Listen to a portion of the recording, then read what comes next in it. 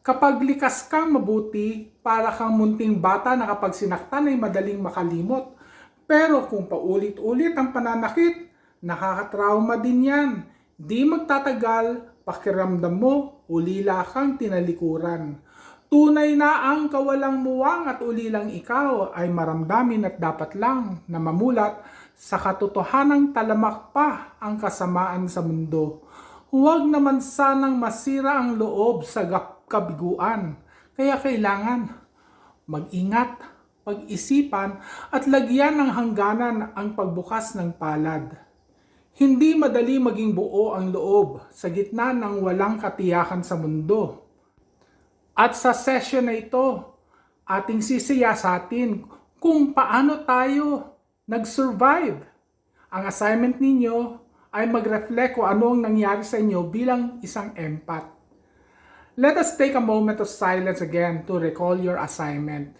Ito yung matrix na kailangan i-review para ma-assess ninyo kung gaano kayo ka-empath.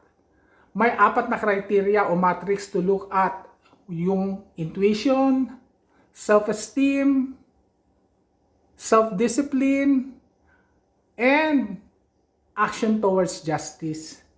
Sa bawat isa dito sa matrix na ito, ating tingnan kung ano yung strongest point, your strength, yung weakest point, yung weaknesses, at yung mga challenges.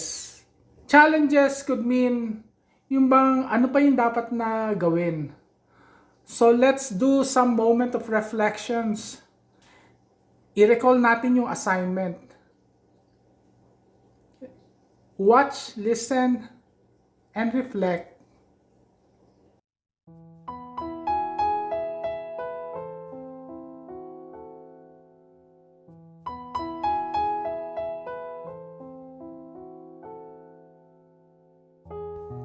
Intuition o kutob. Saan ang kalakasan mo, ang strength mo?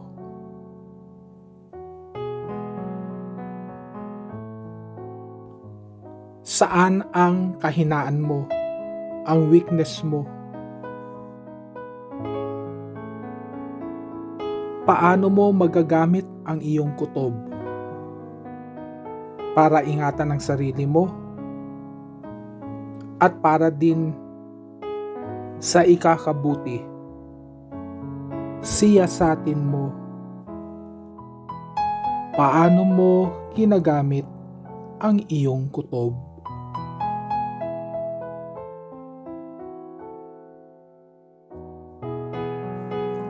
Self-esteem o pagpapahalaga sa sarili.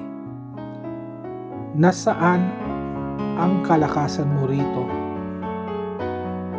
Mayroon ka bang layunin o pangarap sa buhay? Saan ang kahinaan mo rito?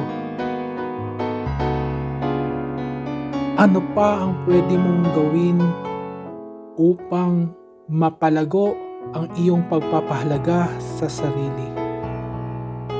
May plano ka ba sa buhay? Kung wala, kailan mo gagawin?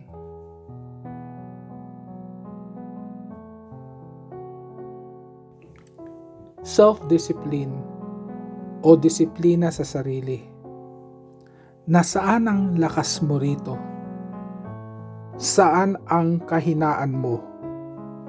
Mayroon ka bang lakas ng loob na pangatawanan ang mga nais mo at mga patakaran? Paano mo binibigyan ng hangganan ang mga pagmamalabis? Naka-focus ka ba sa plano mo sa buhay? Kung wala kang layunin sa buhay, paano magiging makabuluhan ang buhay? Dama mo ba ang sakit ng iba? Paano mo pinapakita ang iyong pagmamalasakit? Saan ang kalakasan mo rito? Natakot ka ba sa mga pagmamalabis na iyong nakita o naranasan? Paano ka naging mahina? Ano ang balak mong gawin upang ilagay sa tama ang mga mali.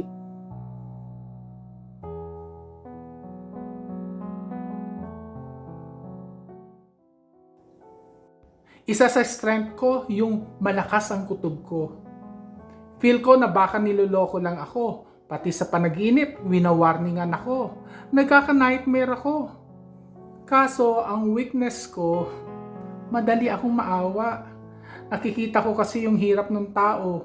Walang makain, may sakit, at kung ano-ano pa. Yun pala, tama ang kutob ko. Drama lang pala yun. Ang challenge, tamang maawa kung kita naman talaga nakaawa-awa. Pero dapat subukan ko muna ang katapatan ng tao. Una, kung totoo ba talaga yung kalagayan niya. Dapat may testigo, di ba? Ikalawa, wala na bang ibang paraan? Hindi ba makukuha sa sariling sikap niya ang solusyon? Kailangan pang umasa sa iba? Ikatlo, huwag todo bigay kung gustong tumulong. Dapat ay may hangganan.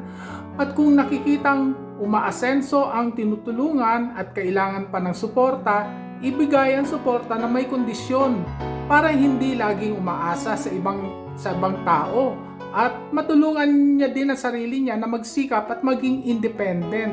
Kasi dapat hindi natin tinutulungan sila maging dependent. Dapat matuto silang maging resourceful sa sarili nilang kayod.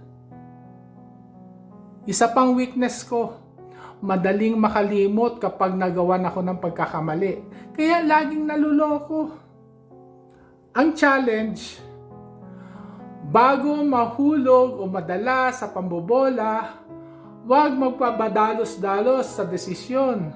Mag-antay ng ilang saglit, maglaan ng ilang panahon para subukan ang katapatan ng tao. Huwag maging impulsive sa kung anong gusto. Dito papasok ang ikatlong weakness, takot sa rejection. Masakit kasi eh. So, kailangan talaga tanggapin na pwede kang masaktan at kaya kinakailangan magdasal. Ikalawang matrix, yung self-esteem o taas ng pagpapahalaga sa sarili. Weakness ng empath, yung maramdamin. Kaya pag na-reject, sobrang sakit. Ang challenge, mapag-aralang unawain ang sakit at sama ng loob. Hindi kontrolin yung nadarama. Kasi kapag minasama ko, kapag kinontrol ko yung nadarama ko, mag-uumalpas pa rin yan. Lalabas at lalabas pa rin yan. Sa experience ko, masakit ang rejection dahil binuhos ko na noon ang pagpapahalaga sa sarili ko sa pagtanggap ng iba. Akala ko kasi katanggap-tanggap ako kung mahalaga ako sa iba. Paano kung binaliwala ako? Di bagsak na. Bagsak na ako. Kaya doon ako nade-depress. Ang ginawa ko, binuhos ko ang panahon ko sa pagsasaayos ng sarili. Self-love, ika nga. Ginawa ko ang mga gusto kong gawin. Pinangangalagaan ko ang sarili ko. Kumain ng maayos, mag-relax, mag-exercise, mag-aral, do something productive and enjoyable and healthy. Higit sa lahat, focus sa goal. Clarify what you want. Your vision. Strength ko yung pagiging positive thinker in spite of the world's imperfection. Pag titingnan ko yung imperfection ng paligid, doon dapat ang focus ng goal. Ano yung hilig ko na makakatulong para mabawasan ang imperfection sa mundo? Kailangan magsimula kung saan mayroon ako, yung angking talino. At kung salat, mag-aral para mapaunlad ito. Kaya nga, nagtapos ako ng MA. Until now, patuloy ako nag-aaral. May mga online courses akong kinukuha upang nang sa gayon, mapaunlad ko din ang sarili ko at doon tataas ang pagpapahalaga ko sa sarili ko, tataas yung self-esteem ko. Ikatlong matrix ay yung disiplina sa sarili at dito kailangan yung goal at kailangan i-focus ang isip doon sa goal. Hindi yung agad-agad, bara-bara. Kinakailangan pag-isipan ng mabuti.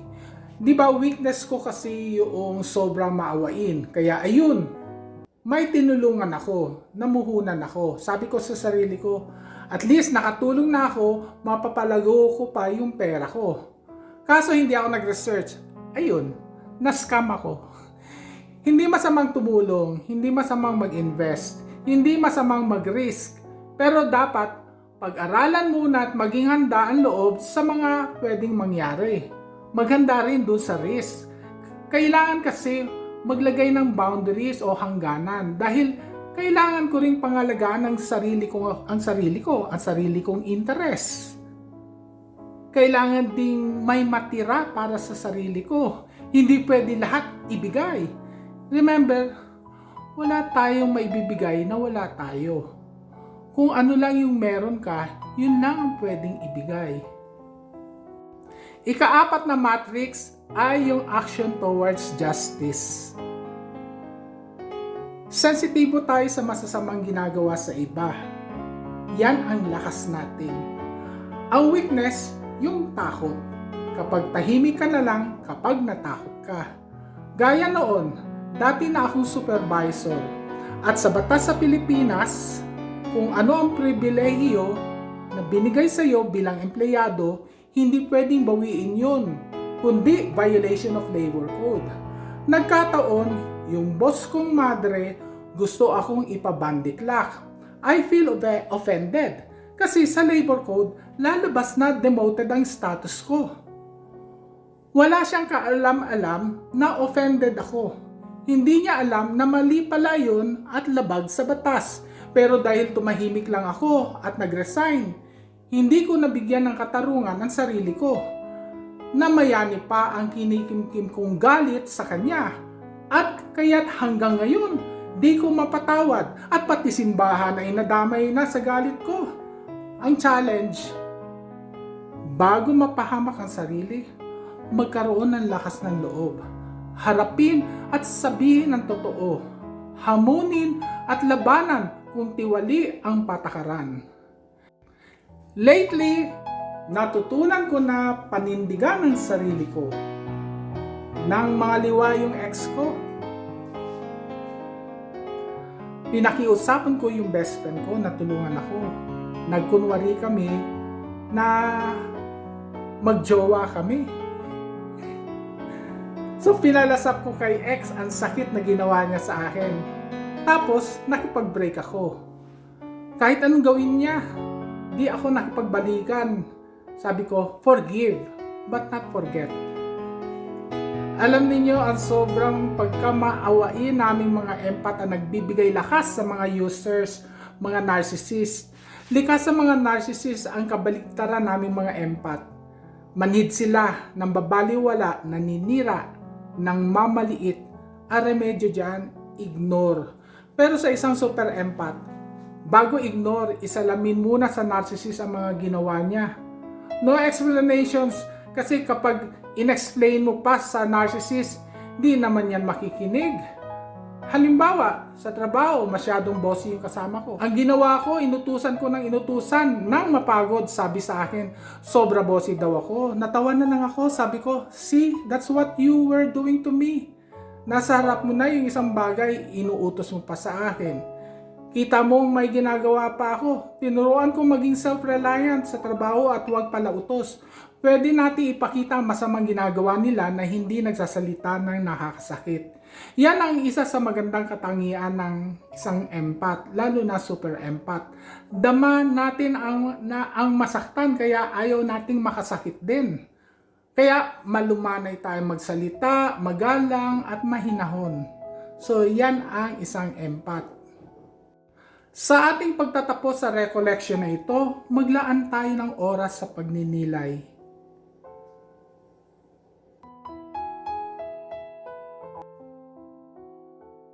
Hindi lubusang mabubuo ang sarili ang walang muwang na batang nasa loob. Hindi lubusang mahihilom ang sugat ng ulilang sawi kung aasa lamang sa sariling kakayahan. Kailangang abutin natin ang natatagong yaman. ang ubod ng lakas, ang diwatang nananahan na mamayani sa loob, sa kagandahan ng loob. Sa pagninilay na ito, manalangin at makadaop palad ang ating lakas. Ang ating lakas na naririto, ang Diyos, si Yahweh. Alam ko siya ay narito.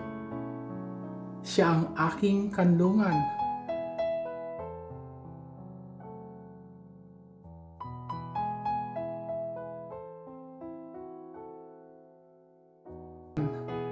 Sa tuwina, siya ay narito.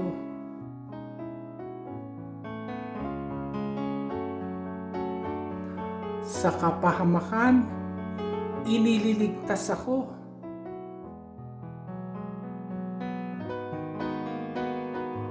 Sa buhay na walang hanggan, akay-akay niya ako.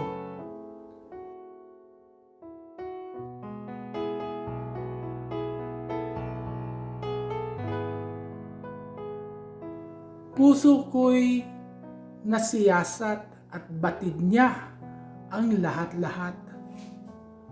Ang aking mga panlulumo at ang aking pagtayo.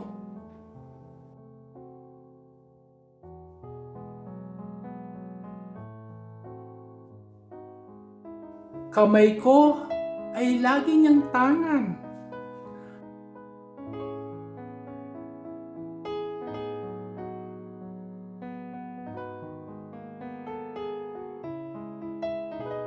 Kahit sa binggit ng kamatayan, yakap niya ako sa kanyang bisig at siya ang aking kanlungan.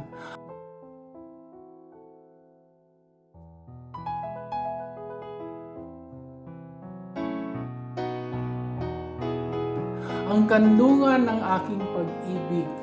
Pag-ibig niya'y paano matatakasan?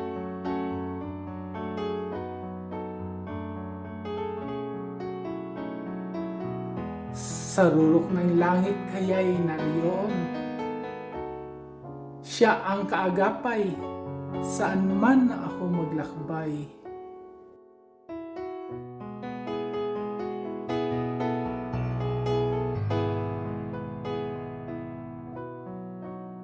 Sa ningning man ng araw, hahantungan lagi ay siya.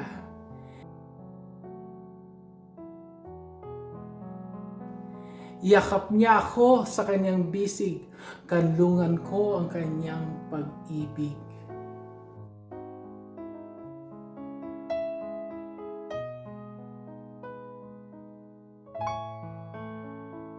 At sana'y makita ninyo siya sa inyong kanlungan, sa inyong puso.